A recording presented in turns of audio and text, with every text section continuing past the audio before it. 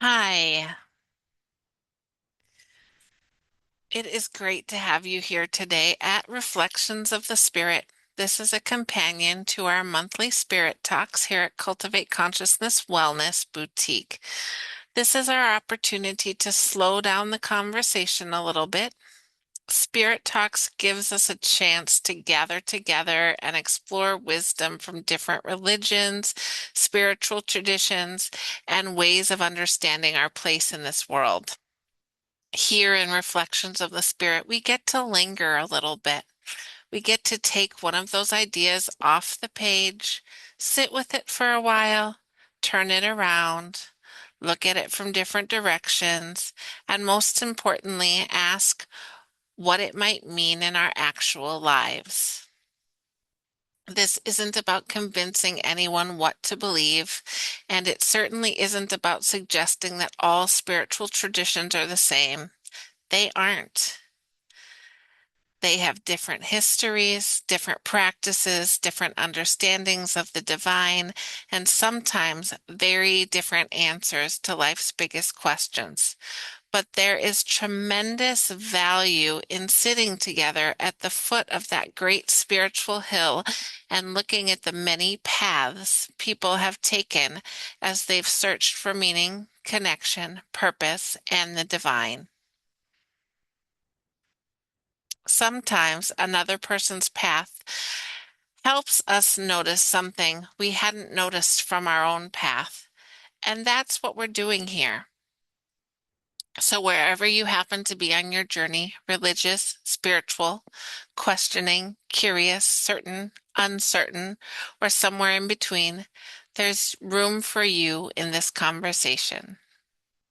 So, let's reflect. Since our last spirit talks and our last couple reflections of the spirit, first week we looked at Christian mysticism. Last week we looked at the Wicca, modern pagan, and Gaia traditions. This week we're going to look at Sufism. And here's the question that has come to me. Have you ever looked into a dirty mirror? Not one that's completely covered up, one where you can still see yourself. Recently, I was cleaning up some areas of my house that don't get cleaned all the time because we were getting ready for a graduation party. And there are a couple areas downstairs in which we have a couple big mirrors, like wall-sized head to toe mirrors. And they were pretty dusty and pretty dirty. And I looked into it and I could see my reflection, but it wasn't clear to me. It was muddled and covered. So, have you done that? Have you looked into a dirty mirror and you notice that there are fingerprints, dust, water spots? On one of them, there was a big streak from the last time that someone tried to clean it right across the like upper third of the body? And it made the mirror worse. You know you're there looking back at yourself in the mirror, but you just can't see yourself clearly. And if you didn't understand what was happening, that you were looking into a dirty mirror, you could make some pretty strange conclusions about yourself. It might almost feel like you were looking into one of those kind of magic mirrors that you see at the carnivals and stuff, right? You could look at the blurry reflection and you could think, something is wrong with me. Maybe I need to change. Maybe I need to become clearer. Maybe I need to become brighter. Maybe I need to somehow fix the person standing in front of this mirror. But the person isn't the problem. The mirror just needs some attention. I've been thinking about that image a lot as we've moved through our August journey of radiating your inner light. Because so much of the way we talk about personal growth is about becoming something, become happier, healthier, more spiritual, more confident, more successful, more loving, more enlightened. And sometimes I wonder, What if we're already carrying more of what we're looking for than we realize? What if at least part of the work isn't creating something new? What if the work is learning to recognize and gently clear away some of what prevents us from seeing and expressing what is already there? That brings us to the tradition we're exploring today, Sufism. Sufism is commonly described as the mystical dimension or tradition of Islam. And just as we've been careful throughout Spirit Talks and these reflections not to flatten complex traditions into one simple idea, I want to be careful here too. Sufism is not simply a collection of inspirational quotes from Rumi. And Rumi himself wasn't simply a poet writing lovely sayings for social media. Sufi traditions developed within Islam and are rooted in Islamic spiritual life. Even though Sufi teachings, poetry, and practices have also reached people far beyond Muslim communities. Different Sufi orders and teachers have their own practices and approaches, so there isn't one single Sufi experience, just like there isn't one Christian experience, one Muslim experience, one Hindu experience, one Wicca experience. There are many experiences in all of these traditions. But one of the themes we encounter within Sufi spirituality is the longing to draw closer to God, to experience the divine not simply as something we know about, but as something encountered through love, remembrance, devotion, and transformation of the self. And there is an image associated with this spiritual work that I find especially meaningful for our journey this month. The heart the heart as a mirror.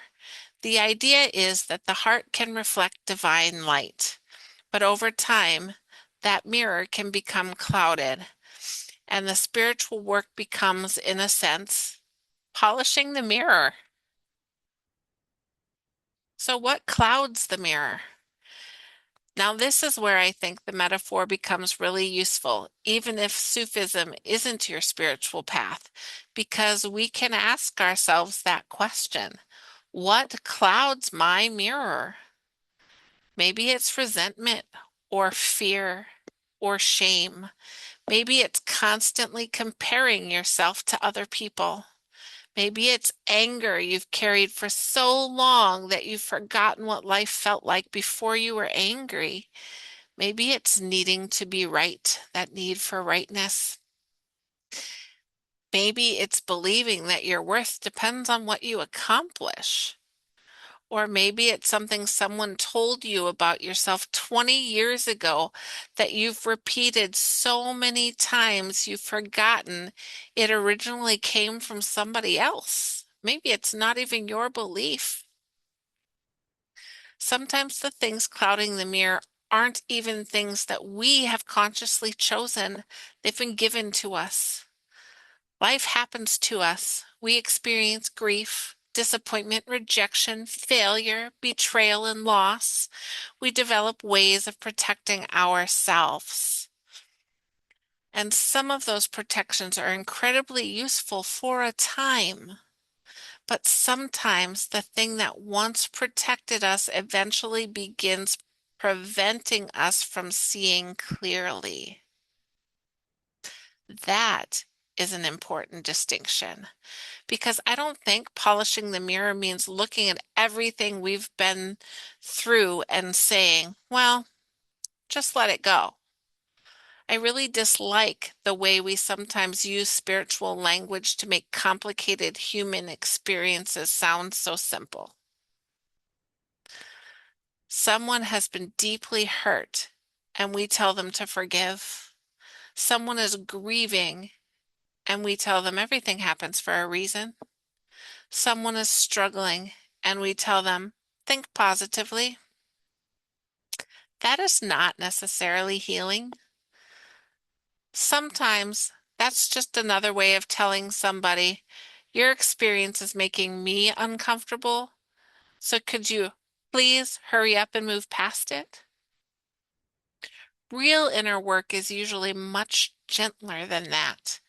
Polishing the mirror doesn't mean attacking it, cracking it, breaking it, throwing it away.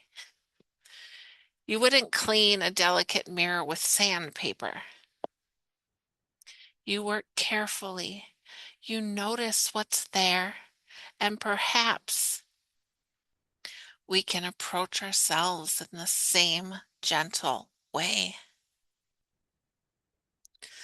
Another idea that appears in Sufi spirituality is the work of transforming nafs, a term that can refer to the self or ego, and, depending upon the context, to our lower impulses or tendencies that pull us away from that deeper spiritual awareness. I think we need to be careful with the word ego, because in everyday conversation, we tend to hear ego and think, oh, that person thinks they're better than everybody. But ego can show up in much quieter ways. It can say, I have to prove myself. I can't let anybody see me that I don't really know. I have to control what everybody thinks about me. If someone disagrees with me, I must be wrong, or they must be wrong.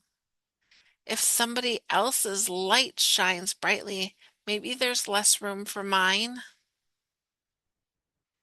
And that last one matters a lot when we're talking about radiating your inner light.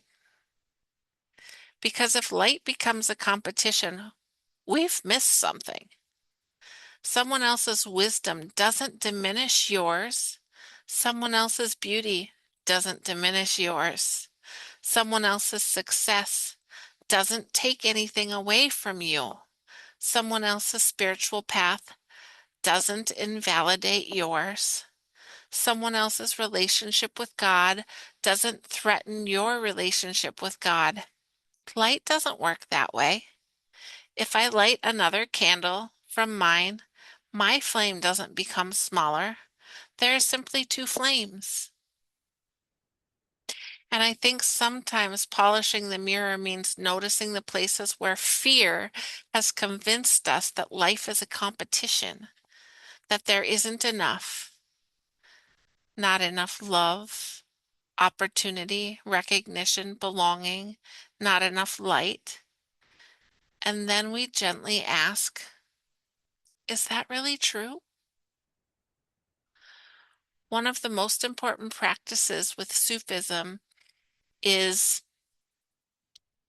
the Kur, often translated as remembrance, the remembrance of God. Different Sufi traditions practice the Kur in different ways. It may involve repetition of divine names or sacred phrases, prayer, breath work, movement, chanting, or other devotional practices. I'm not going to try to teach a Sufi religious practice here, but I do want to sit with the word remember. Because remember is different from discover. It's different from acquire. It's different from achieve. To remember something means it was already known. You already know it. Maybe part of our spiritual work is remembering what matters, remembering who we are when nobody is applauding or watching us, remembering the values we want to live by, even when we're angry, remembering compassion when judgment would be easier, remembering connection when we feel alone, remembering that the person standing across from us is carrying a story we probably don't completely understand, remembering that we don't have to have every answer, and maybe remembering our light, not manufacturing it, not earning it, not proving it, remembering it. One of the reasons Sufi poetry has resonated with people across cultures and religions is its language of love and longing for the divine. There is something incredibly human about longing. We long to belong, to be known. We long to love and to be loved. We long for meaning and to feel connected to something greater than ourselves. And sometimes we try to satisfy those longings with things that simply aren't capable of holding them. Achievement, money, attention, approval, being needed, being right, being admired. None of those things are necessarily bad, but they make very poor substitutions for connection. And maybe that's another layer of polishing the mirror. What am I asking to give me something it was never capable of giving me? Am I asking my career to tell me I'm worthy? Am I asking another person to make me whole? Am I asking social media to tell me whether I'm valuable? Am I asking productivity to prove that my life matters? Am I asking other people's approval to tell me who I am? Hmm. Those are uncomfortable questions, but good reflections often are. Here's something else I think matters. The mirror gets dirty again. Yep, you heard me. The mirror gets dirty again. Once we've cleaned it once doesn't mean it's clean forever, right? You don't clean your bathroom mirror once and say, well, thank goodness that's taken care of for the rest of my life. It would be nice, but it doesn't work that way. There will be another fingerprint, another water spot, more dust. Life keeps happening, and our inner lives work that way too. You can do tremendous healing around something and still have an old feeling show up again. You can become much more compassionate and still have moments when you're judgmental. You can learn healthy boundaries and still occasionally say yes when no would have been the better choice. You can become grounded in your spiritual life and still have days when you feel completely disconnected. That doesn't mean the work failed. It means you're human. Maybe spiritual practice isn't about reaching some permanent state where nothing ever clouds us again. Maybe it's developing the awareness to notice, oh, there's something on my mirror, and then knowing how to return. And this is where I think we need to ask another question. If we're going to polish the mirror, what are we polishing it with? Because self-criticism is not particularly good polish. Neither is shame or punishment. Neither is constantly telling ourselves that we should be further along than we are. Maybe some of the best polish is compassion and honesty, humility, curiosity, forgiveness, love, service, and rest. You heard that right.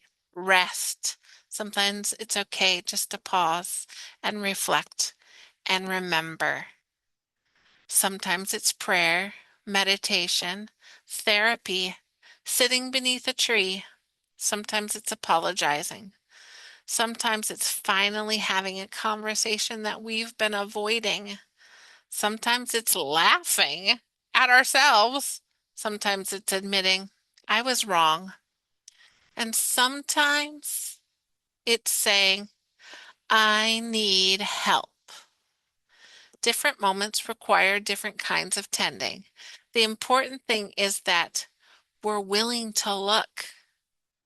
So let's bring this back to our journey of radiating your inner light. At the beginning of this journey, it might have sounded like a call to become brighter. But after sitting with Christian mysticism, Wicca, contemporary pagan traditions, Gaia-centered spirituality, and now Sufism, I think the question has become more interesting. Maybe radiating your inner light isn't primarily about adding something. Maybe sometimes it's about removing what blocks it, the resentment, comparisons, the fear, the need for approval, the belief that we are not enough, the belief that someone else has to become smaller so we can become larger, the stories we've outgrown, the defenses we no longer need, not ripping them away, not shaming ourselves for having them, not attacking our mirror, just noticing and polishing a little at a time. So this week, I want you to spend a few minutes with a mirror, an actual mirror, yes. You don't need candles. You don't need music. You don't need to turn this into an elaborate ritual. Just look at yourself. And before you immediately start checking your hair or noticing the things you'd like to change, look into your own eyes. Then ask, what has been clouding my mirror lately? Maybe it's fear or resentment or exhaustion or comparison. Maybe it's grief. Maybe you're carrying something that doesn't even belong to you. Don't judge whatever comes up. Just notice. Then ask, what might gently polish this? Not, how do I fix myself? You're not broken glass. Ask, what would help me see more clearly? Maybe you need rest. Maybe you need to forgive someone, not because what happened was okay, but because you're tired of picking it up and carrying it. Maybe you need to forgive yourself. Maybe you need a boundary or a conversation or prayer. Maybe you need to go outside or laugh. Maybe you need to cry. It's okay. Maybe you need to stop pretending that you are not hurt. Maybe you need to ask for help. And then ask one final question. If some of this cloudiness were lifted, what part of me might shine through more clearly? Your compassion, creativity, your courage, your playfulness, generosity, tenderness, ability to love, your willingness to be seen. Don't force an answer. Just sit with it. Next week, we'll bring our August reflections together. We've traveled through very different spiritual landscapes. We've explored Christian mysticism and the idea of inner transformation and living our light through love and compassion. We've explored Wicca, contemporary pagan traditions, and Gaia-centered spirituality and considered cycles, authenticity, nature, interconnectedness, and belonging. And today, through Sufism, we've explored remembrance, love, and polishing the mirror of the heart. Different traditions, different histories, different practices, different understandings, and yet each has given us another angle from which to consider the question we've carried this month. What does it mean to radiate your inner light? Next week, we'll sit with all of that together, not to make these traditions identical, not to decide which one is right, but to ask what we've learned by allowing them to sit beside one another. Maybe the light we've been looking for isn't something waiting somewhere at the top of the hill. Maybe it's something we've carried as we climb. As always, I invite you to carry a little more passion, footwork, and energy into this week ahead. Passion reminds us to live intentionally, to pay attention to what matters and what makes us come alive. Footwork reminds us that awareness alone doesn't change our lives. We have to take the next small, meaningful step. And energy reminds us to nurture ourselves along the way because we cannot sustainably pour into the world from an empty cup. So this week, notice the mirror. Be gentle with what you find there. And remember that polishing isn't about becoming worthy of the light. You are worthy of your light. It's about allowing more of the light that's already there to shine through. Thank you for spending this time reflecting with me. And until next time, more passion, more footwork, more energy, and as always, peace, love, and pixie dust. I love you.